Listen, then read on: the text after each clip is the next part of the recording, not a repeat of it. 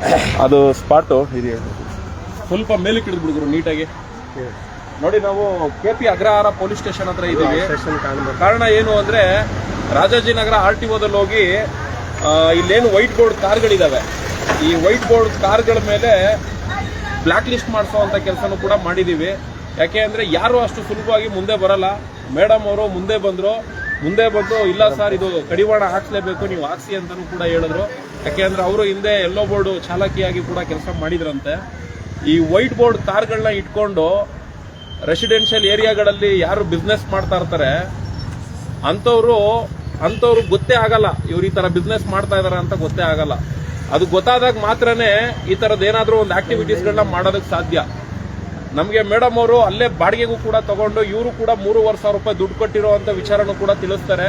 ಹಾಗೆ ಬೇರೆಯವರು ಕೂಡ ಬಾಡಿಗೆಗಳು ತಗೊಂಡು ಗಾಡಿ ಏನಾದರೂ ಸ್ಕ್ರಾಚಸ್ ಆಗಿ ಆ ಗಾಡಿ ಸ್ಕ್ರಾಚಸ್ ಆಗಿರೋದ್ರಿಂದ ಏನಾದರೂ ತೊಂದರೆ ಆಯಿತು ಅಂದ್ರೆ ಅದರಿಂದ ದಂಡ ಕಟ್ಟಿರೋದು ಕೂಡ ಮೇಡಮ್ ಅವರು ತಿಳಿಸ್ತಾರೆ. ಇದ್ರ ವಿಚಾರವಾಗಿ ನಾವು RTOದಲ್ಲಿ ಹೋಗಿ ಬ್ಲಾಕ್ ಲಿಸ್ಟ್ಗಳನ್ನು ಕೂಡ ಮಾಡಿಸಿದೀವಿ. ಇಲ್ಲಿ ಠಾಣೆಗೂ ಕೂಡ ಬಂದು ದೂರನ್ನು ಕೂಡ ನೀಡಿದೀವಿ.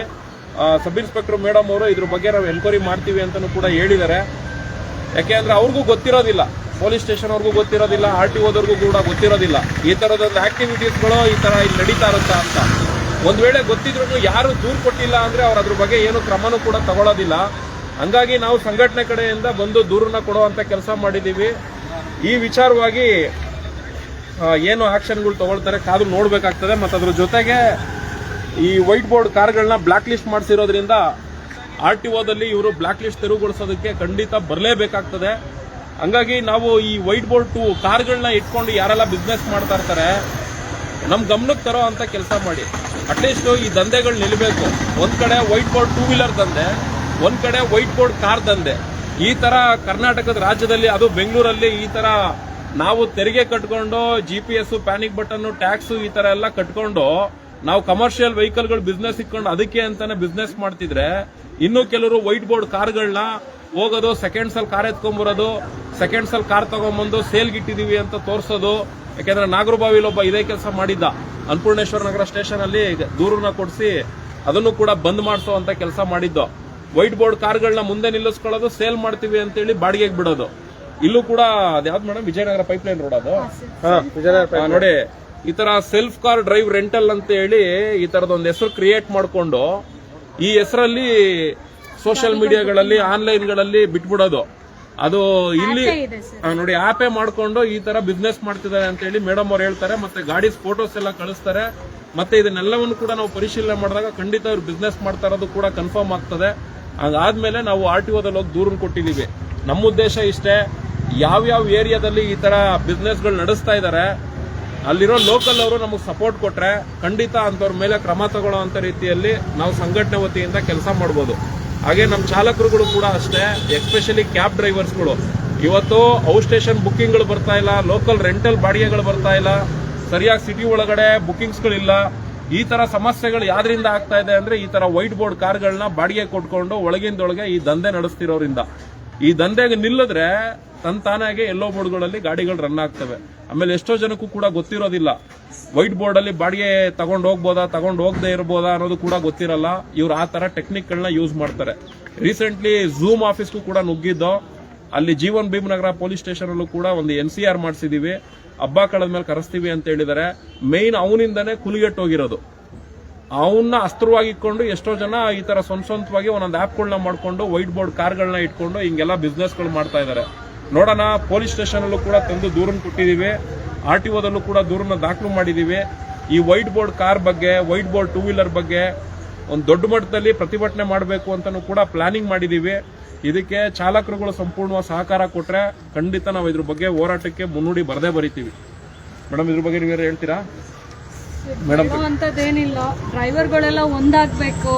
ಯಾಕೆ ಅಂದ್ರೆ ಇಲ್ಲಿ ನನಗೆ ತನಗೆ ಅಂತ ಕುತ್ಕೊಳ್ಳೋ ಬದಲು ಡ್ರೈವರ್ಗಳೆಲ್ಲ ಒಂದಾಗಿ ಈ ವೈಟ್ ಬೋರ್ಡ್ಗಳಿಗೆ ಕಡಿವಾಣ ಹಾಕಿದ್ರೆ, ಹೌದು, ಒಬ್ಬ ಇಲ್ಲಿ 10 ಜನ ಡ್ರೈವರ್ ನಿಂತ್ಕೊಳ್ಳೋ ಬದಲು ಒಬ್ಬ 100 ಜನ ಡ್ರೈವರ್ ನಿಂತ್ಕೊಂಡ್ರೆ 100% ನಿಮ್ಗೆ ಹೆಲ್ಪ್ ಆಗತ್ತೆ ಹೊರತು ಬೇರೆಯವ್ರಿಗೆ ಯಾರಿಗೋ ಅಂತ ಅಲ್ಲ. ಡ್ರೈವರ್ಗೆ ಒಬ್ಬ ಡ್ರೈವರ್ ಇನ್ನೊಬ್ಬ ಸಾಥ್ ಕೊಟ್ರೆ 100% ವರ್ಕ್ ಆಗತ್ತೆ. ಸೊ ನಾವು ಹೇಳೋದಿಷ್ಟೇ, ಡ್ರೈವರ್ ಸಾಥ್ ಕೊಡಿ. ಈ ವೈಟ್ ಬೋರ್ಡ್ಗೆ ಫಸ್ಟ್ ಕಡಿವಾಣ ಹಾಕಿ. ಯಾಕೆಂದ್ರೆ ಒಡವೆಗಳು ಇಡ್ತೀರಾ, ಹೆಂಡತಿ ಮಕ್ಳು ಒಡವೆಗಳನ್ನ ತಗೊಂಡ್ ಬಂದು ಯಾವನ್ಗೂ ಅಡ ಇಡ್ತೀರಾ, ಅಡ ಇಟ್ಟು ಗಾಡಿಗಳು ತಗೊಳ್ತೀರಾ, ಅದ್ ಯಾವ್ದೋ ಸೇಟು ಹತ್ರ ಲೋನ್ ಹಾಕಿಸ್ಕೊಳ್ತೀರಾ, ತಿಂಗಳ ನೀವು ಕಟ್ಟಕ್ಕಾಗಲ್ಲ. ಅವ್ನು ಯಾರೋ ಸೇಟು ಬಂದು ನಿಮ್ ಗಾಡಿನ ಸೀಸ್ ಮಾಡ್ಕೊಳ್ತಾನೆ, ಅವಾಗ ನೀವ್ ಕಣ್ಣಲ್ಲಿ ನೀರ್ ಹಾಕೊಂಡ್ ರೋಡಲ್ಲಿ ನಿಂತಿರ್ತೀರಾ. ನಾವುಗಳೇ ಎಷ್ಟೋ ನೋಡ್ತಾ ಇರ್ತೀವಿ, ಕಣ್ಣಿಂದ ನೋಡ್ತಾ ಇರ್ತೀವಿ, ಬಟ್ ನಾವೇನೂ ಮಾಡಕ್ಕಾಗಲ್ಲ. ಎಲ್ಲೋ ಬೋರ್ಡ್ ವಿಚಾರ ಅಷ್ಟು ನೀಟಾಗಿ ಹೇಳಿದೀರಾ, ವೈಟ್ ಬೋರ್ಡ್ ಕಾರ್ಯಕರ್ತರು ಯಾವ್ದು ಇಲ್ಲ ಅಲ್ಲ, ಅಸಹಾಯಕರಾಗಿ ನಿಂತಿರ್ತೀವಿ ಸರ್, ನಾವೇನು ಮಾಡಕ್ಕಾಗಲ್ಲ. ಅದೇ ವೈಟ್ ಬೋರ್ಡ್ ಅವನು ಹೋಗ್ತಾನೆ ಸರ್, ಲೋನ್ ತಗೊಂಡ್ ಬರ್ತಾನೆ, ಪರ್ ಡೇ 3,500 ರೂಪಾಯಿಗೆ ಗಾಡಿ ಬಿಡ್ತಾನೆ ಸರ್. ಬೆಳಿಗ್ಗೆ 6 ಗಂಟೆಯಿಂದ ಸಾಯಂಕಾಲ 6 ಗಂಟೆಗೆ ಪರ್ ಡೇ ಒಂದು ಸ್ವಿಫ್ಟ್ ಕಾರ್ ಬಂದು 3,500 ರೂಪಾಯಿಗೆ ರೆಂಟಲ್ಗೆ ಕೊಡ್ತಾ ನಮ್ಮ ಎಲ್ಲೋ ಬೋರ್ಡ್ ಕಾರ್ಗಳ ಶಿಫ್ಟ್ ಅಷ್ಟು ಕೊಡಲ್ಲ. ಆದ್ರೆ ನಾವು ಸರ್ ವಿತ್ ಡ್ರೈವರ್ ಸಮೇತ ಹೋಗ್ತೀವಿ ಅಂದ್ರೆ ನಮಗೆ 3,500 ಕೊಡೋದು ಯಾರು ಇಲ್ಲ ಸರ್. ಅಂದ್ರೆ ಅರ್ಥ ಮಾಡ್ಕೊಳ್ಳಿ, ಸಮಾಜ ಎತ್ತ ಕಡೆ ಹೋಗ್ತಾ ಇದೆ, ಯಾವ ಕಡೆ ತಿರುಗ್ತಾ ಇದೆ ಸಮಾಜ ಅಂತ. ನೀವು ಡ್ರೈವರ್ ಸಮೇತ ಬರ್ತೀನಿ ಅಂದ್ರೂ ನಿಮಗೆ 3,500 ಕೊಡಕ್ಕೆ ನಮ್ಮ ಪಬ್ಲಿಕ್ ರೆಡಿ ಇಲ್ಲ. ಆದ್ರೆ ಅವ್ರ ಶೋಕಿಗೋಸ್ಕರ ಅವ್ರು 3,500 ಖರ್ಚು ಮಾಡಕ್ ಅವ್ರು ರೆಡಿ ಇದ್ದಾರೆ. ನಾವ್ ಹೇಳೋದ್ ಇಷ್ಟೇ, ಒಬ್ಬ ಡ್ರೈವರ್ ಸಪೋರ್ಟ್ ಮಾಡಿ ವೈಟ್ ಬೋರ್ಡ್ ಮಾಡ್ಲಿ ಸರ್, ಯೆಲ್ಲೋ ಬೋರ್ಡ್ ತಗೊಂಡು ಅವ್ರ ಬಿಸ್ನೆಸ್ ಮಾಡ್ಲಿ, ನಾವು ಬೇಡ ಅಂತ ಹೇಳ್ತಾ ಇಲ್ಲ. ಕಾನೂನ್ ರೀತಿಯಾಗಿ ಕಾನೂನ್ ತಿಳ್ಕೊಂಡು ಅವ್ರ ವ್ಯವಹಾರ ಮಾಡ್ಲಿ, ನಾವು ಬೇಡ ಅಂತ ಹೇಳ್ತಾ ಇಲ್ಲ. ಯಾವನೋ ಶೋಕಿಗೋಸ್ಕರ ಯಾರೋ ಹೆಣ್ಮಕ್ಳು ಅವ್ರ ಮನೆ ಹೆಂಡತಿ ಮಕ್ಳನ್ನ ಬೆಳ್ಸಕ್ಕೋಸ್ಕರ ನಮ್ಮ ಹೆಂಡತಿ ಮಕ್ಳನ್ನ ನಾವು ಬೀದಿಗೆ ತಗೊಂಡು ಹೋಗೋದು ಬೇಡ. ದಯವಿಟ್ಟು ಎಲ್ಲರೂ ಒಗ್ಗಟ್ಟಾಗಿ ಇದನ್ನ ಮೊದಲು ತೆಗೆದು ಇದನ್ನ ನಿರ್ಮೂಲನೆ ಮಾಡಿ. ನಾನು ಕೇಳೋದಿಷ್ಟೇ, ಒಬ್ಬ ಡ್ರೈವರ್ ಸಾಥ್ ಕೊಡಿ, ನಿಂತ್ಕೊಳ್ಳಿ ಸರ್. ಇವತ್ತು ಒಂದು ದಿನಕ್ಕೆ ಅಯ್ಯೋ ನಾನು ಇವತ್ತು 1,000 ದುಡಿತೀನಿ ಅಲ್ಗೋದ್ರೆ ಅಂತ ಯೋಚನೆ ಮಾಡಬೇಡಿ. ಇವತ್ತು ಒಂದು ದಿನ ನೀವು ನಿಂತ್ಕೊಂಡ್ರಿ ಅಂದ್ರೆ 10 ಜನ ಹೆಣ್ಮಕ್ಳಿಗೆ ಒಂದು ದಾರಿ ದೀಪವಾಗಿ ನಿಂತ್ಕೊಳ್ತೀರಾ ನೀವು. 10 ಜನ ಹೆಣ್ಮಕ್ಳಿಗೆ, ಯಾಕೆಂದ್ರೆ ಅದೊಂದು 10 ಜನ ಆಟೋ ಡ್ರೈವರ್ಗೆ ನಿಮ್ಮಿಂದ ಹೆಲ್ಪ್ ಆಗ್ತಿದೆ ಅಂದ್ರೆ ಅವ್ರ ಮನೆಯಲ್ಲಿ ಚಿಕ್ಕ ಮಕ್ಳು ಓದ್ತಾ ಇರ್ತವೆ, ಅವ್ರ ವಿದ್ಯಾಭ್ಯಾಸಕ್ಕೆ ಆಗತ್ತೆ. ಅವ್ರ ಮನೆಯಲ್ಲಿ ಅವ್ರ ಅಪ್ಪ ಅವರಮ್ಮ ಅನಾರೋಗ್ಯದಿಂದ ಬಳಲ್ತಾ ಇರ್ತಾರೆ, ಅವ್ರಿಗೆ ಹೆಲ್ಪ್ ಆಗತ್ತೆ. ಅದರಿಂದ ಹೇಳ್ತಾ ಇರೋದು, ಒಬ್ರಿಗೊಬ್ರು ಸಾಥ್ ಕೊಡಿ ಸರ್. ಡ್ರೈವರ್ಗಳು ನಾನು ಕೇಳ್ಕೊಳ್ಳೋದಿಷ್ಟ. ಯಾಕೆಂದ್ರೆ ನಾನು ಒಬ್ಬ ಡ್ರೈವರ್ ಆಗೇ ಬಂದಿದ್ದು, ಇವತ್ತು ನಾನು ಈ ಲೆವೆಲಿಗೆ ಬೆಳಿಬೇಕಂದ್ರೆ ನಾನು ಕಷ್ಟಪಟ್ಟೆ ಬಂದಿರೋದು. ನಾನು 3 ಚಕ್ರದಿಂದ 4 ಚಕ್ರಕ್ಕೆ ಬಂದೆ, 4 ಚಕ್ರದಿಂದ ಇವತ್ತು ನಾನು ಒಂದು ಲೆವೆಲಿಗೆ ಬಂದಿದ್ದೀನಿ. ಆದ್ರೆ ನಾನು ಬೆಳೆದು ಬಂದಿರೋ ಮೆಟ್ಲನ್ನ ನಾನು ಓದಿಯಕ್ಕೆ ನನಗೆ ಇಷ್ಟ ಇಲ್ಲ. ನಾನು ಬೇಕಾದ್ರೆ ನಾನು ಡ್ರೈವರ್ಗಳಿಗೆ ನಾನು ಸಪೋರ್ಟ್ ಮಾಡಕ್ ನಾನು ರೆಡಿ ಇದ್ದೀನಿ. ನಾನು ನೀವು ಎಲ್ಲಿಗೆ ಬೇಕಾದ್ರೂ ಕರೀರಿ, ನಾನು ಬರ್ತೀನಿ. ಆದ್ರೆ ನಾನು ಹೇಳೋದಿಷ್ಟೇ, ಎಲ್ಲಾ ಡ್ರೈವರ್ಗಳು ಒಂದಾಗಿ ನೋಡಿ. ಇಷ್ಟೇ, ನಮ್ಗೆ ಏನು ವೈಟ್ ಬೋರ್ಡ್ 2 ವೀಲರ್ಗಳು ರನ್ ಆಗ್ತಾ ಇದಾವೆ ಅದು ನಿಲ್ಬೇಕು. ಈಗ ಹೈಕೋರ್ಟ್ ಹೇಳಿದೆ ಗೈಡ್ಲೈನ್ಸ್ ಮಾಡಿ ಅಂತ. ಗೈಡ್ಲೈನ್ಸ್ ಮಾಡಿದ್ಮೇಲೆ ಯೆಲ್ಲೋ ಬೋರ್ಡ್ ಆಗ್ತದ, ಹಾಕೊಳ್ಳಿ, ಯೆಲ್ಲೋ ಬೋರ್ಡ್ ಇಟ್ಕೊಂಡು ಓಡಿಸ್ಕೊಳ್ಳಿ, ನಮ್ಗೇನು ಅಭ್ಯಂತರ ಇಲ್ಲ. ಒಂದ್ ವೇಳೆ ಯೆಲ್ಲೋ ಬೋರ್ಡ್ ನಿಲ್ಲಿಸಬೇಕು, ಬೈಕೇ ಬರಬಾರ್ದು ಅಂದ್ರೆ ಅದು ಸರ್ಕಾರ ಸುಪ್ರೀಂ ಕೋರ್ಟ್ಗೆ ಹೋಗ್ಕೊಳ್ಳಿ. ಆದ್ರೆ ಹೈಕೋರ್ಟ್ ಏನ್ ಹೇಳಿದೆ ಅದನ್ನ ಪರಿಪಾಲನೆ ಮಾಡಬೇಕು. ಅದ್ರ ವಿಚಾರವಾಗೂ ಮುಂದುವರಿತಾ ಇದೀವಿ. ಅದ್ರ ಜೊತೆಗೆ ವೈಟ್ ಬೋರ್ಡ್ ಕಾರು ಕೂಡ ನಿಲ್ಬೇಕು. ಈ ದಂಧೆ ನಿಲ್ಬೇಕು ಅಂದ್ರೆ ಯೆಲ್ಲೋ ಬೋರ್ಡ್ ಡ್ರೈವರ್ಸ್ಗಳು, especially point to point service ಕೊಡೋರು, ಟೂರಿಸ್ಟ್ ಲೈನ್ ಅಲ್ಲಿರೋರು, ಆಮೇಲೆ ಪ್ಯಾಕೇಜ್ ಮಾಡೋ ಅಂತವ್ರು, ಟ್ಯಾಕ್ಸಿ ಸರ್ವಿಸ್ ಏನ್ ಮಾಡ್ತಿದ್ದೀರಾ ನೀವುಗಳು ಸಪೋರ್ಟ್ ಮಾಡಿದ್ರೆ ಈ ತರ ಒಂದೊಂದೇ ಏರಿಯಾದಲ್ಲಿ ನಮ್ಗೆ ಏನ್ ಇನ್ಫಾರ್ಮೇಶನ್ ಬರುತ್ತೆ ಅದನ್ನ ಕಲೆಕ್ಟ್ ಮಾಡ್ಕೊಂತೀವಿ, ನಿಮ್ಗಳಿಗೂ ತಿಳಿಸ್ತೀವಿ. ನೀವುಗಳು ಕೂಡ ಬನ್ನಿ. ಈ ತರ ದಂಧೆ ಮಾಡ್ಕೊಂಡು ನಮ್ಗೆ ಏನ್ ಬೇಜಾರು ಅಂದ್ರೆ, ಕಷ್ಟಪಟ್ಟು ನಾವೆಲ್ಲ ಟ್ಯಾಕ್ಸ್ ಕಟ್ಕೊಂಡು ರೋಡಲ್ಲಿ ನೋಡಿ ಹಿಂಗೆಲ್ಲ ಕಾಯ್ಕೊಂಡು ವೆಯ್ಟ್ ಮಾಡ್ಕೊಂಡು ಬಾಡಿಗೆಗಳು ಹೊಡಿತೀವಿ.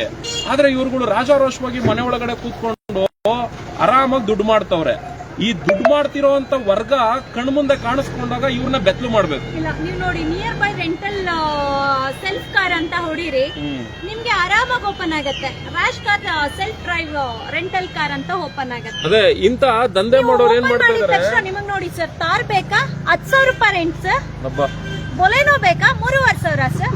ಸ್ವಿಫ್ಟ್ ಬೇಕಾ ಸರ್ 3,500 ಸರ್. ನೀವ್ ಎಲ್ಲ ಹೋಗ್ಬೇಕು ಸರ್? ಆಟೋ ಡ್ರೈವರ್ಗಳು ಎಲ್ಲ ಹೋಗ್ತೀರಿ, ಡ್ರೈವರ್ಗಳು ಎಲ್ಲ ಹೋಗ್ತೀರಿ ಸರ್. ನಿಮ್ ಹೆಂಡತಿ ಮಕ್ಳು ಒಡವೆಗಳನ್ನ ಅಡ ಇಟ್ಟಿರ್ತೀರಿ ಸರ್, ಅಲ್ಲಿ ಬಡ್ಡಿ ಕಟ್ತೀರಾ. ಸೇಟುಗೆ ನೀವು ಬಡ್ಡಿ ಕಟ್ಬೇಕು.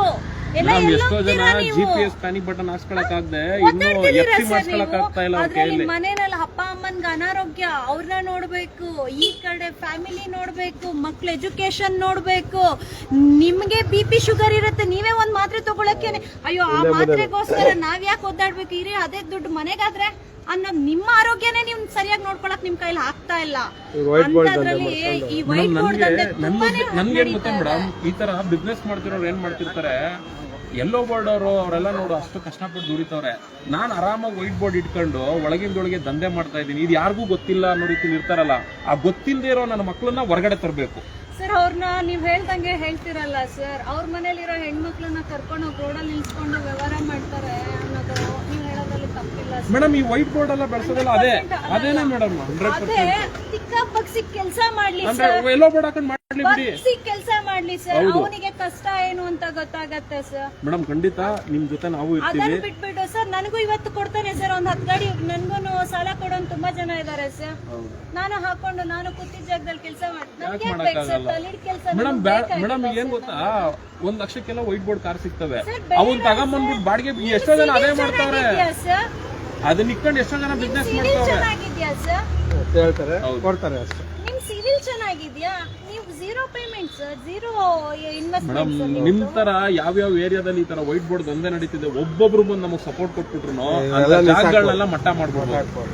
ಯಾರು ಮುಂದೆ ಬರಲ್ಲ, ಎದುರ್ಕಂತಾರೆ ನಮ್ಗೆ ಏನ್ ಮಾಡ್ಬಿಡ್ತಾರೋ ಎತ್ ಮಾಡ್ಬಿಡ್ತಾರೋ ಅಂತ, ಅದೇ ಭಯ ಇವ್ರುಗಳಿಗೆ. ಸ್ಟೇಷನ್ ಅಲ್ಲಿ ನಾನು ಆಲ್ರೆಡಿ ಕಂಪ್ಲೇಂಟ್ ಮಾಡಿದ್ದೀನಿ, ಹೇಳಿದ್ರಲ್ಲ ಪಾರ್ಕಿಂಗ್ ವಿಷಯಕ್ಕೆ ಅವ್ರ ಮೇಲೆ ಕಂಪ್ಲೇಂಟ್ ಮಾಡಿದಕ್ಕೆ ಸರ್ ನನ್ನ ಮೇಲೆ ಎಷ್ಟು ಗಲಾಟೆ ಮಾಡಿದ್ದಾರೆ ಅಂದ್ರೆ ಅಷ್ಟೇ ಗಲಾಟೆ ಮಾಡಿದ್ದಾರೆ. ಮಾಡ್ತಾರೆ ಯಾಕೆಂದ್ರೆ ಹಿಂದೆ ಬ್ಯಾಕ್ ಗ್ರೌಂಡ್ ಅಲ್ಲಿ ಅವರು ಇವರು ಇರ್ತಾರೆ ಅನ್ನೋ ಒಂದು ದುರಾಂಕಾರ ಇರ್ತದೆ. ಹೆಣ್ಣು ಮಾಡ್ಬೇಕು. ಹೆಣ್ಣು ಮಾಡ್ಬಿಡು ಬಿಡ್ಬಿಡು ಹೆಣ್ಣು ಮಾಡ್ಬಿಡು.